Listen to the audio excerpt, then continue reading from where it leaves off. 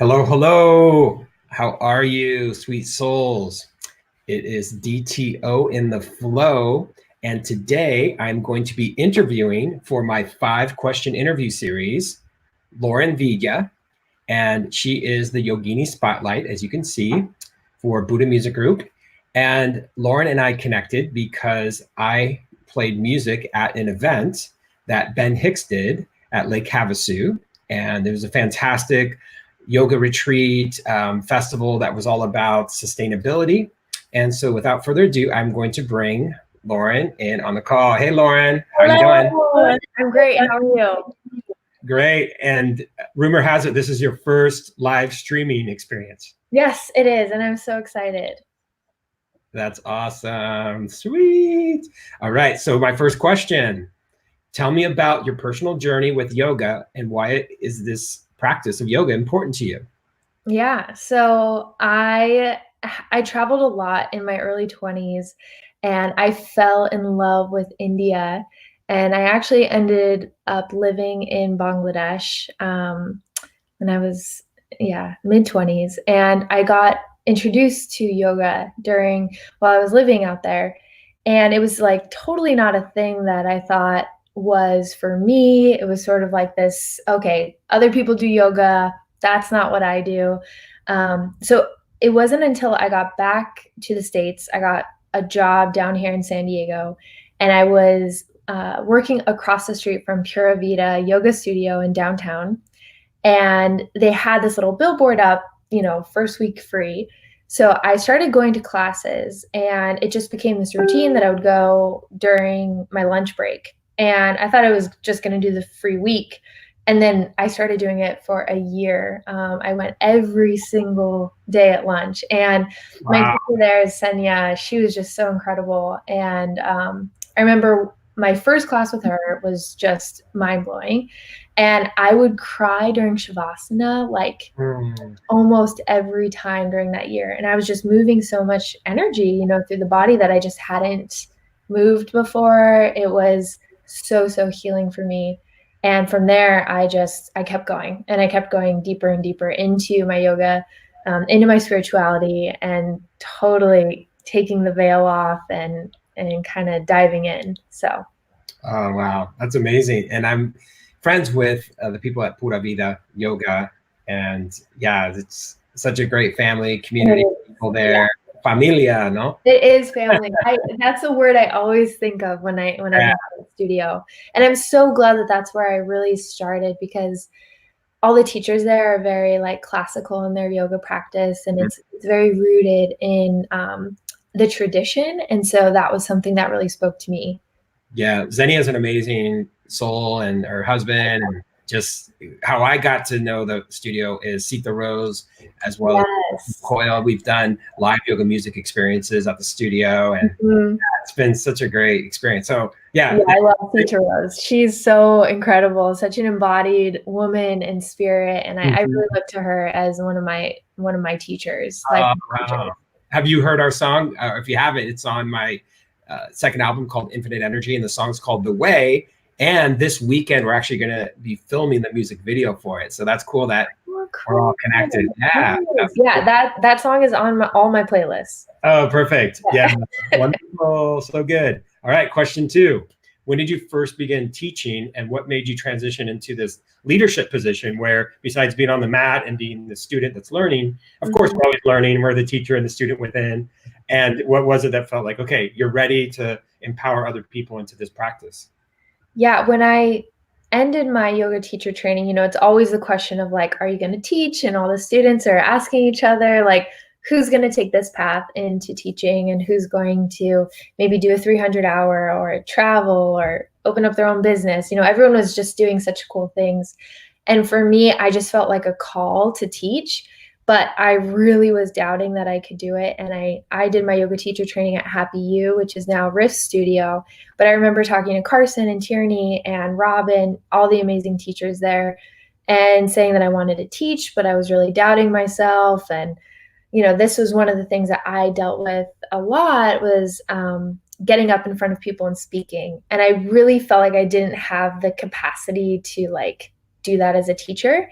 And I remember actually talking to Cedar Rose after one of the classes, and I told her what I was dealing with, and like, I really want to teach, but I'm doubting myself. And she said that it took her a full year of just teaching every day to finally feel like, all right, I got this. And hear that from someone who you admire so much and who you see as just like such a confident teacher. I was like, all right, I just got to do this. I got to show up and keep practicing my skills. And maybe one day I will get up and not feel scared.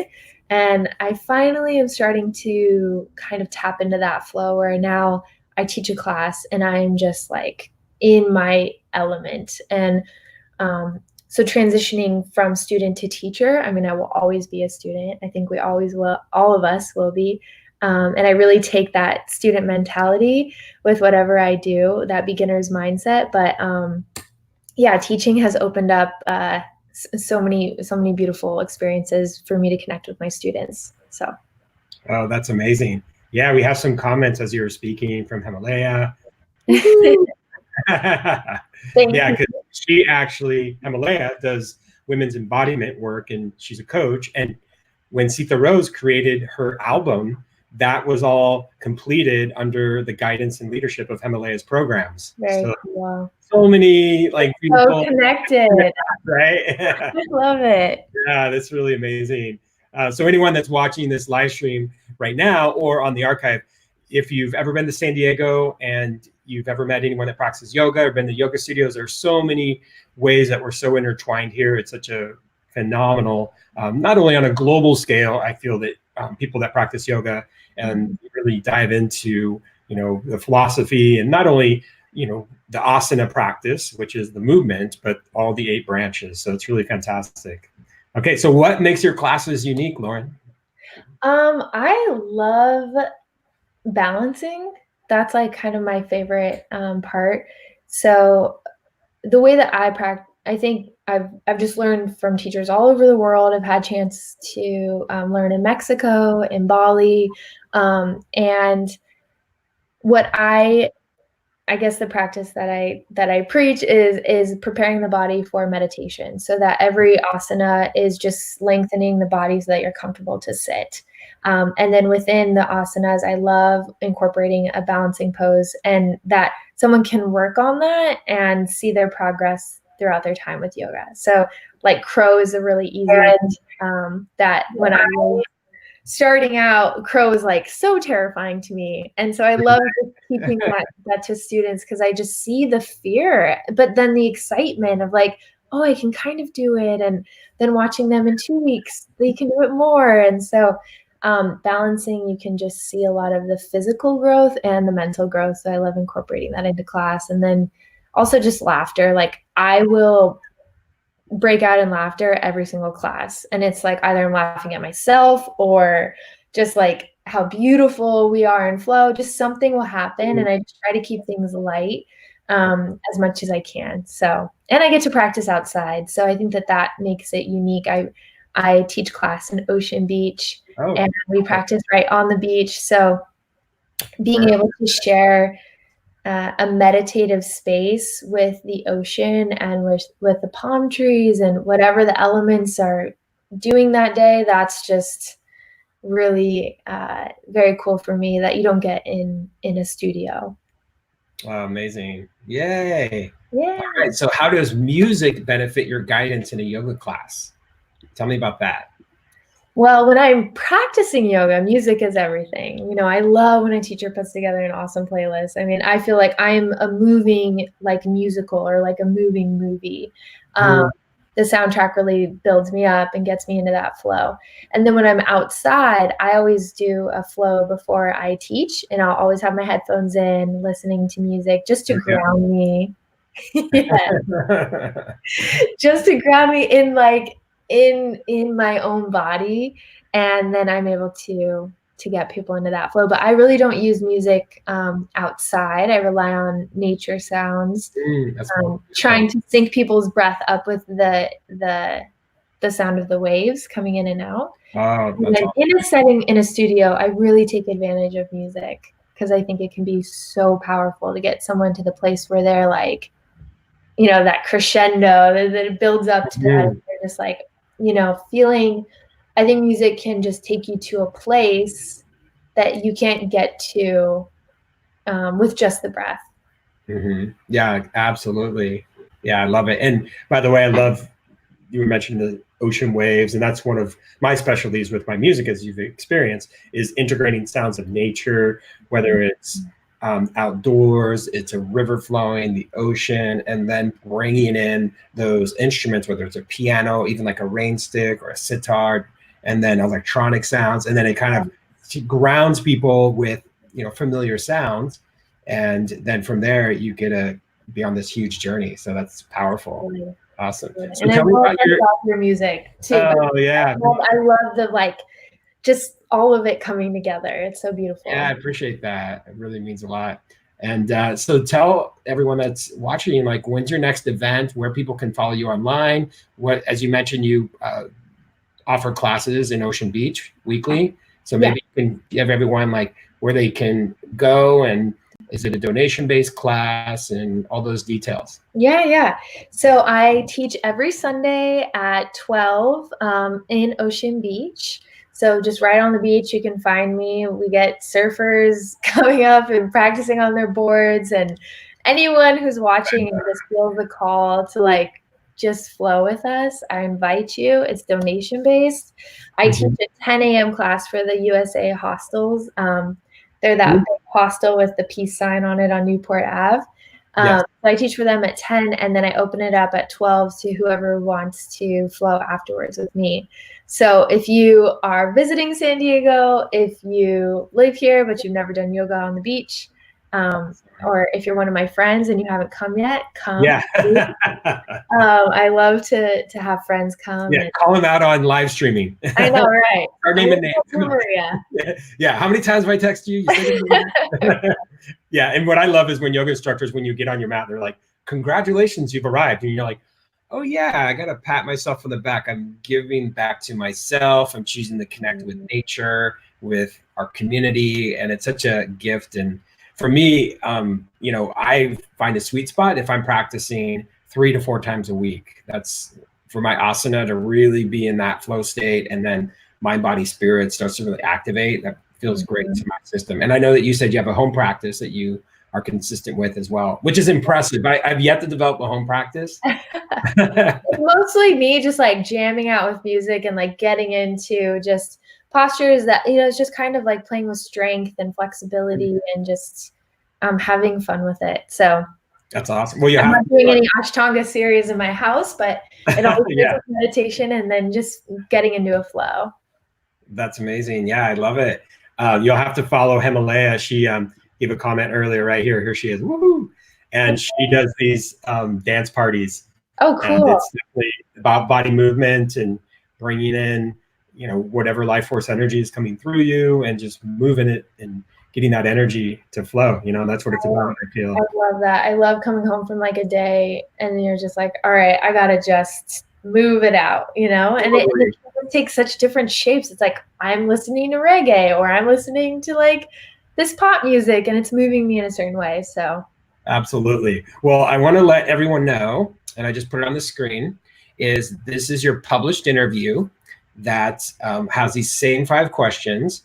And also, and I'll scroll for everyone that wants to see, you can see these awesome photos of you. Where was this one? Is this at Ocean Beach?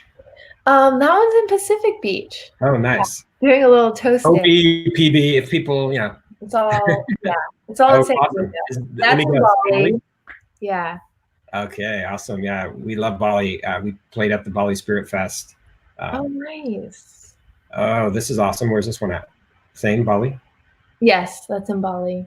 That's at the I can't pronounce it. The Tortugan. It's the forget the name. Place. Yeah. But it's incredible. Oh, awesome. And Bali was one of those places that was just really calling to me, and I just felt I had to go there. Absolutely. I feel that when I was there as well. And you can't beat the $5 massages either. Oh, no. I'm like, this is too good to be true. The meals are so fresh and delicious, and everyone's vibing very high. Cool. Well, I want to make a request for anyone that's watching this. If anyone's interested in being interviewed, on Lauren's website, link on her full, interview. If you're interested in having an interview, you can see here, there's like a lot of people that I've interviewed, and, you can see, I don't know if you know any of these people that you see, but we'll add you to this as well, Lauren. And Cool. I think it's really fantastic when so many people from different walks of lives can really get together like you and I have done in this moment. And we can't forget to give a big shout out to Ben Hicks, because he's the one that connected us, because, Absolutely. and I, by the way, when we started our live streaming, I texted him and I texted Nice. links. Yeah, I got to teach with Ben at his No Bad Days yoga retreat. It's so cool. It's in Lake Havasu, it's right after Thanksgiving every year.